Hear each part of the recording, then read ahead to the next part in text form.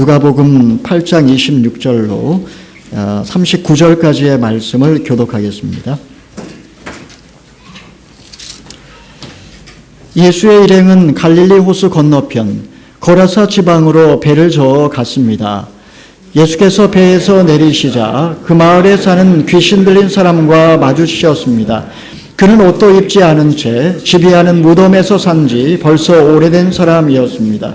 그가 예수를 보자 소리를 지르며 예수 발 앞에 엎드려 지극히 높으신 하나님의 아들 예수여, 내가 당신과 무슨 상관이 있습니까? 제발 저를 괴롭히지 마십시오 라고 찢어질 듯 큰 소리로 외쳤습니다.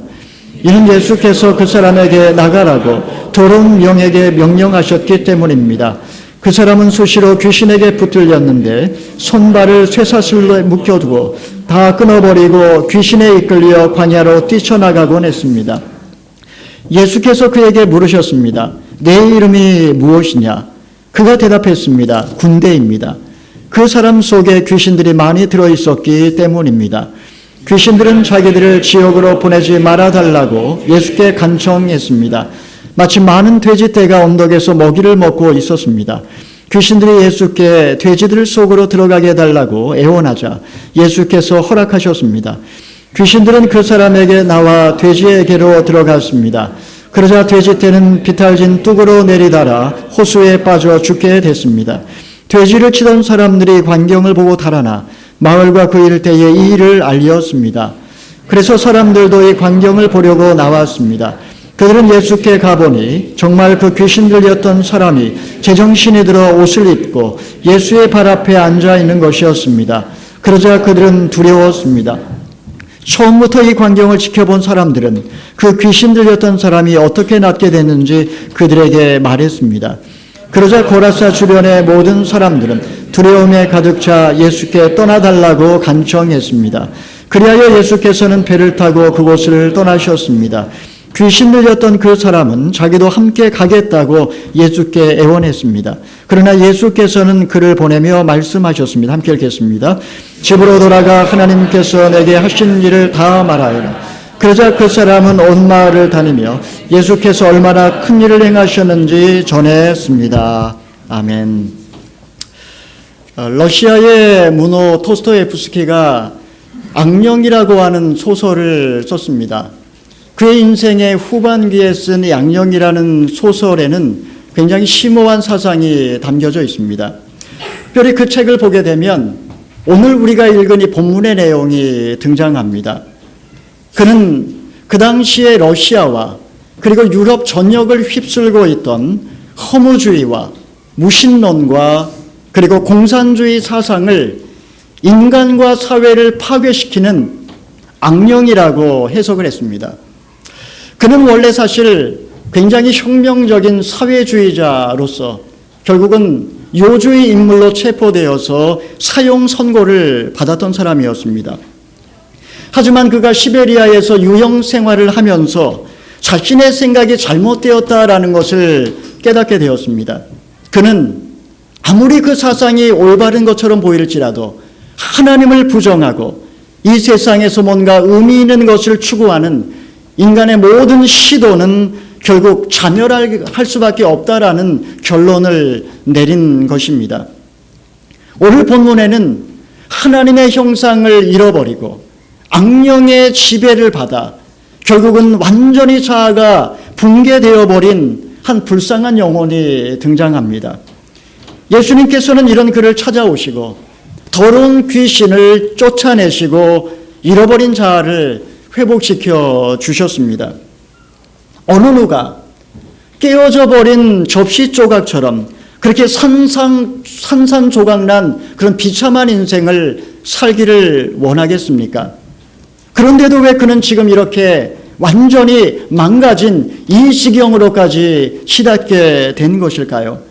참 자아를 잃고 울부짖으며 방황하는 영혼들에게 진정 필요한 것은 무엇일까요? 이 시간에 우리는 한 영혼을 위하여 엄청난 대가를 치르면서까지 잃어버린 자아를 회복시켜 주시는 예수님의 사랑에 대해서 함께 생각을 해보기를 원합니다. 배경되는 말씀을 먼저 드리겠습니다. 예수님께서 제자들과 함께 배를 타시고 갈릴리 호수를 건너오셨습니다. 무섭게 몰아치는 바람과 파도 때문에 배가 육지에 닿았을 때에는 이미 제자들은 심신이 매우 지친 상태였습니다. 그들이 도착한 곳은 데가볼리 지방의 거라사라고 하는 도시였습니다.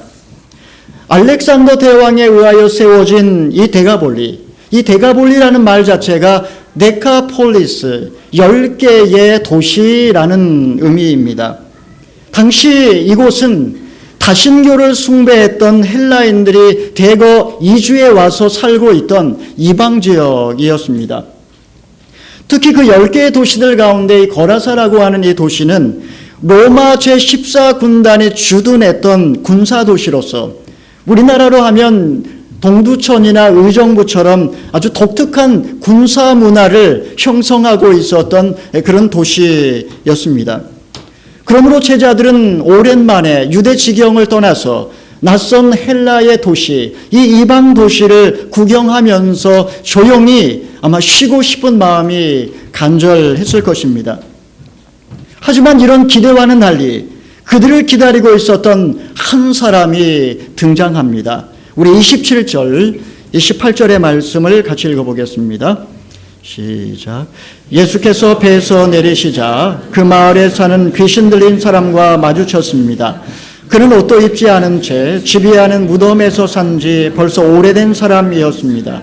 그가 예수를 보자 소리를 지르며 예수의 발 앞에 엎드려 지극히 높으신 하나님의 아들 예수여, 내가 당신과 무슨 상관이 있습니까? 제발 저를 괴롭히지 마십시오 라고 찢어질 듯 큰 소리로 외쳤습니다. 예수님 일행을 맞이한 사람은 다름 아닌 악령에 사로잡힌 사람이었습니다. 머리카락을 산발한 그는 예수님 일행을 보자 공포와 두려움에 사로잡혀서 큰 소리로 외치기 시작했습니다. 그를 본 순간 제자들은 소름이 끼쳤고 그리고 섬뜩했을 것입니다. 바다에서 광풍 때문에 혼쭐이 났는데 이제는 육지에 도착하자마자 광인을 마주하게 되었으니 얼마나 두려웠겠습니까? 그러면 그 광인의 모습은 어떠했습니까? 성경은 4가지로 설명하고 있습니다. 첫 번째로 그는 옷을 입지 않았다라고 이야기를 합니다. 여러분, 옷이란 그 사람의 사회적인 계층, 직업, 문화, 역할을 상징하는 단어입니다. 그가 입고 있는 옷을 보면 그 사람이 지금 어떤 계층에 속해 있고 그리고 지금 어떤 일을 하는지를 금방 알 수 있습니다. 그러므로 사람들은 이 험한 세상 속에서 나를 보호하기 위하여 자신을 포장해 줄 수 있는 그럴듯한 옷을 입으려고 애를 씁니다. 이것을 분석심리학에서는 페르소나라고 이야기를 합니다. 그런데 오늘 본문 말씀에 등장하는 이 사람은 전혀 옷을 입고 있지 않았습니다. 그것도 하루 이틀이 아니고 오랫동안 옷을 입지 않았다라고 성경은 기록을 하고 있습니다. 이는 그가 지금까지 자신의 정체성을 완전히 상실한 지 오래되었음을 보여줍니다.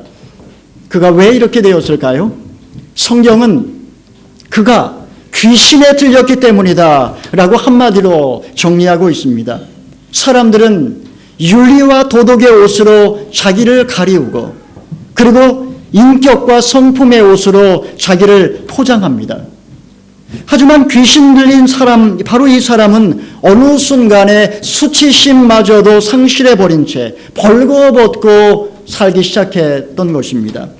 두 번째로 이 사람은 집에 거하지 않았다라고 성경은 이야기를 합니다. 집이란 가장 편안한 안식처를 상징합니다.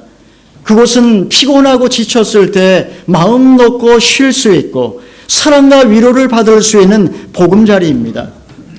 그러므로 우리는 하루 일과가 다 끝나게 되면 모두 가족들이 기다리고 있는 집으로 돌아가서 함께 웃음꽃을 피우며 식사를 나누고 그리고 함께 즐거운 시간을 보냅니다. 그런데 이 사람에게는 바로 그러한 가정이 없었습니다. 아니, 오히려 그는 자기를 쇠고랑에 묶어두었던 지옥 같은 가정을 뛰쳐나왔습니다. 이를 볼 때 그에게 집은 더 이상 가정으로서의 기능을 상실했음을 보여줍니다.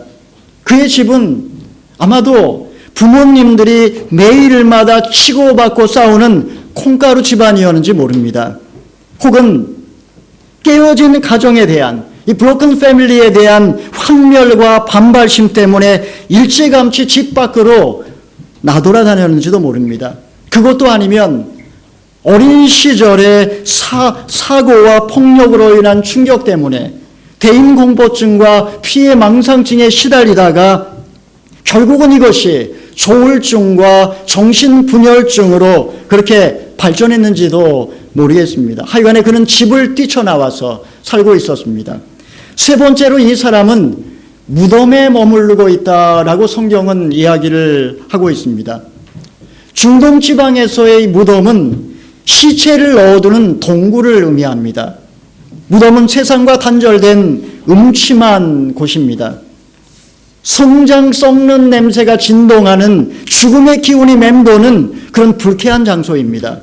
그런데 그는 집을 뛰쳐나와 이슬을 피하기 위하여 이 어둠침침한 무덤 사이에서 살고 있었던 것입니다.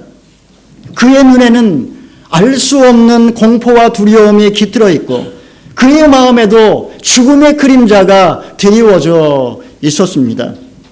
그는 아마 마치 살아있는 송장과 같은 형상이었을 것입니다. 밀폐된 죽음의 공간에서 해결되지 않은 인생 문제로 인하여 매일마다 소리를 지르며 돌로 제 몸을 그는 상하고 있었던 것입니다. 네 번째로 이 사람은 사람과의 관계성을 두려워하고 있었습니다. 그는 예수님을 보자 부르짖으며 그 앞에 엎드려 큰 소리로 외칩니다. 지극히 높으신 하나님의 아들 예수여. 그는 예수님을 보자마자 귀신같이 예수님이 어떤 분이신지를 알아보았습니다. 하지만 그는 더 이상 예수님과 관계성 맺는 것은 원치 않았습니다. 당신과 내가 무슨 상관이 있습니까? 나를 괴롭게 하지 마십시오 라고 말합니다. 이처럼 악령은 할 수 있는 대로 관계성을 파괴시켜 버립니다. 하나님과 나와의 관계성, 다른 사람과의 관계성, 그리고 심지어 본래적 자기와의 관계성조차 다 망가뜨리는 것, 바로 이것이 사탄의 전략입니다. 늘 관계를 깨뜨리는 것이 사탄의 목적입니다. 결국 이리하여 이중적인 자아가 생기고 껍데기 인생을 살게 만들고 다중적인 인격체로 전락시킵니다. 여러분, 원래 인간은 관계적인 존재입니다. 그러므로 인생의 진정한 기쁨과 만족은 인격적인 사귐을 가질 때에 누릴 수 있는 것입니다. 만약에 어떤 사람이 모든 사회적 관계망이 다 끊어지고 심리적으로 홀로 버려져 있다면 그는 그 순간에 인간으로서의 존재 의미를 상실해 버립니다. 결국 그는 답답하고 괴롭기 때문에 소리를 지르고 발작을 하고 자기 몸을 자해하면서 날뛰기 시작합니다. 세상 어느 누가 이런 광인을 감당할 수 있겠습니까? 누가 그의 인생을 책임지며 엉망이 되어버린 그의 인생을 회복시킬 수 있겠습니까? 아마도 그의 가족들은 이 사람을 잡아두기 위하여 때로는 협박도 하고 때로는 아마 두들겨 패기도 했을 것입니다. 더 이상 어떻게 할 수 없게 되자 마치 사나운 짐승처럼 쇠사슬과 고랑으로 묶어두었습니다. 하지만 이러면 이럴수록 그는 더욱더 미쳐서 날뛰게 되었고 마침내 그것을 깨트리고 광야로 튀어나왔던 것입니다. 사랑하시는 성도 여러분, 오늘 본문에 등장하는 이 주인공은 회색빛 도시에서 자아를 잃어버린 채 방황하는 병든 영혼을 상징합니다. 겉으로 볼 때에는 전혀 문제가 없는 것처럼 보이지만 그의 내면을 들여다보면 이 광인처럼 여러 가지 증상에 함몰되어 있습니다. 그는 기존의 억압적인 질서에 저항하며 세상의 모든 속박과 굴레에서 벗어나 진정한 자유와 해방을 꿈꿉니다. 하지만 결과적으로 보면 가정은 해체되고 관계성은 깨지고 자아를 상실한 채 무덤 같은 자기 세계 속에 갇혀버립니다. 하나님의 형상을 상실한 인간이요, 정체 모를 악령의 지배를 당하는 비참한 존재로 결국 전락하고 마는 것입니다. 그러면 예수님은 이런 그를 어떻게 도와주셨습니까? 첫 번째로 예수님은 그 사람 내면에 역사하는 귀신의 세력과 싸우셨습니다. 우리 29절의 말씀을 같이 한번 읽어보겠습니다. 시작. 이는 예수께서 그 사람에게서 나가라고 더러운 귀신에게 명령했기 때문입니다. 그 사람은 수시로 그 귀신에게 붙들렸는데 손발을 쇠사슬로 묶어둬도 다 끊어버리고 귀신에 이끌려 뛰쳐나가곤 했습니다. 동네 사람들은 이 광인이 문제라고 생각을 했습니다. 그러나 예수님께서는 정반대로 보셨습니다. 이 미친 사람이 문제가 아니라 사실은 그 안에 역사하는 더러운 귀신이 모든 문제의 원인이라고 보셨던 것입니다. 왜냐하면 이 사람을 이렇게 망가뜨리고 더럽히고 파괴시켰던 실체는 사실은 그 안에 역사하는 악령이었기 때문입니다. 두 번째로 예수님께서는 그 귀신의 정체를 폭로하십니다. 우리 30절의 말씀 읽어보겠습니다. 시작. 예수께서 그에게 물으셨습니다. 내 이름이 무엇이냐? 그가 대답했습니다. 군대입니다. 그 사람 속에 귀신이 많이 들어있었기 때문입니다. 내 이름이 무엇이냐? 사람에게는 각자 이름이 있습니다. 특별히 유대인들에게서의 이름은 그 사람 자체요, 그 사람의 정체성을 상징합니다. 그러므로 이름을 묻는다라는 것은 그 대상을 인격적으로 알고 싶다라는 의미가 담겨 있습니다. 그런데 예수님께서 그에게 내 이름이 무엇이냐라고 물었을 때에 전혀 다른 인격체가 대답을 하였습니다. 저는 군대입니다. 이제 베일에 쌓였던 악령의 실체가 서서히 모습을 드러내기 시작했습니다. 여기서 군대란 레기온, 즉 로마 군인 6,000명으로 구성된 군단을 의미합니다.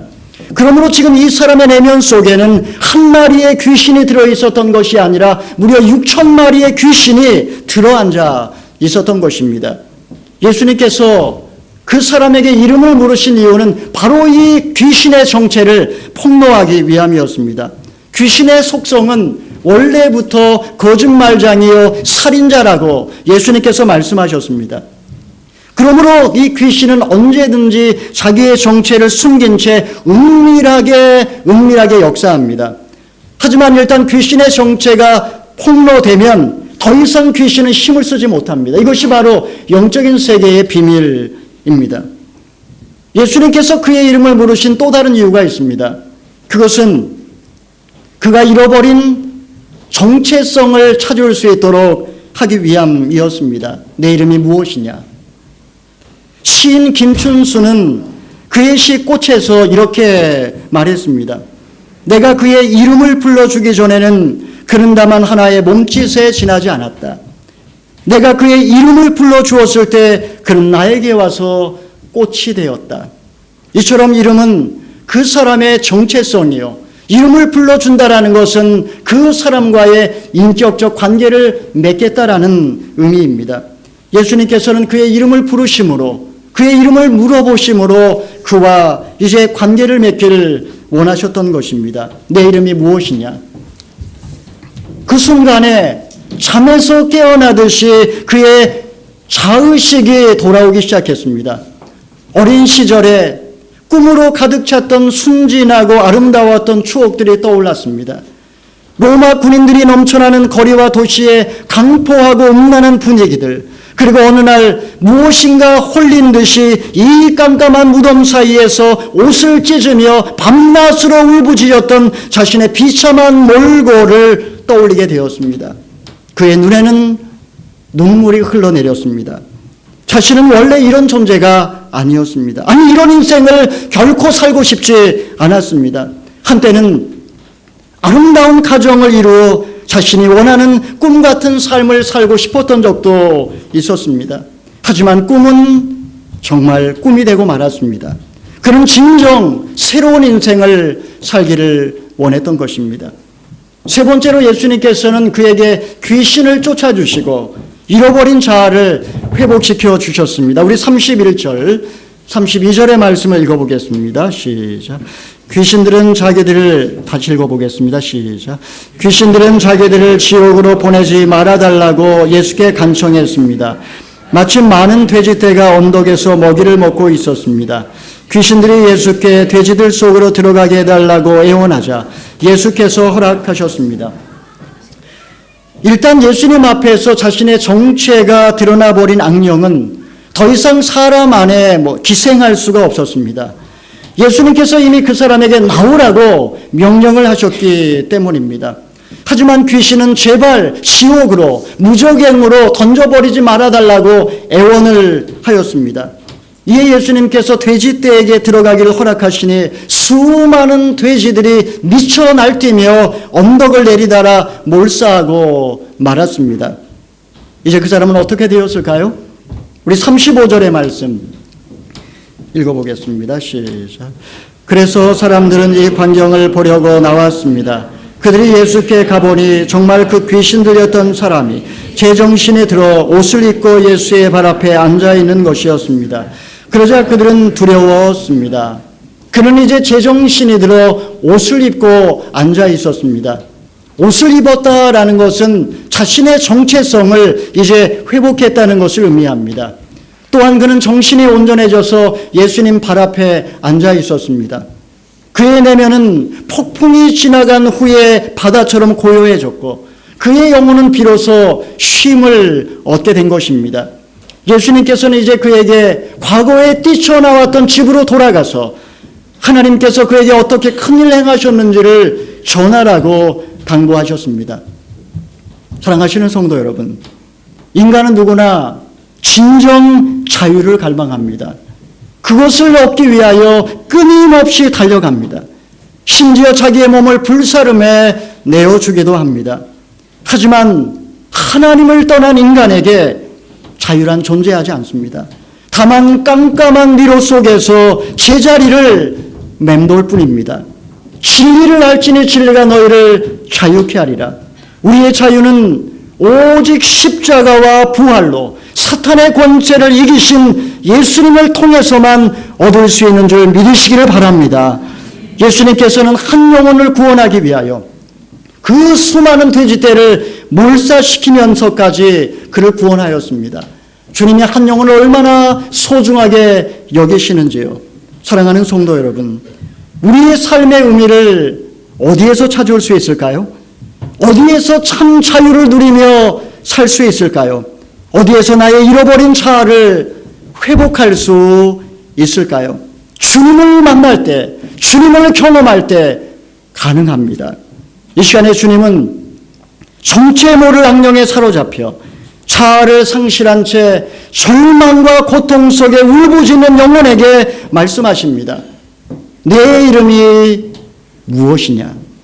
지금 이 시간에 여러분의 이름은 무엇입니까? 이 시간에 같이 기도하기를 원합니다. 기도하기 전에 우리 찬양 말씀을 묵상하면서 이 찬양이 떠올랐는데요. 매일 스치는 사람들 내게 무엇을 원하나? 공허한 그 눈빛은 무엇으로 채우나? 모두 자기 고통과 두려움 가득 감춰진 울음소리 주님 들으시네. 그들은 모두 주가 필요해. 깨지고 상한 마음 주가 여시네. 이 찬양을 함께 말씀을 묵상하면서 함께 찬양하겠습니다.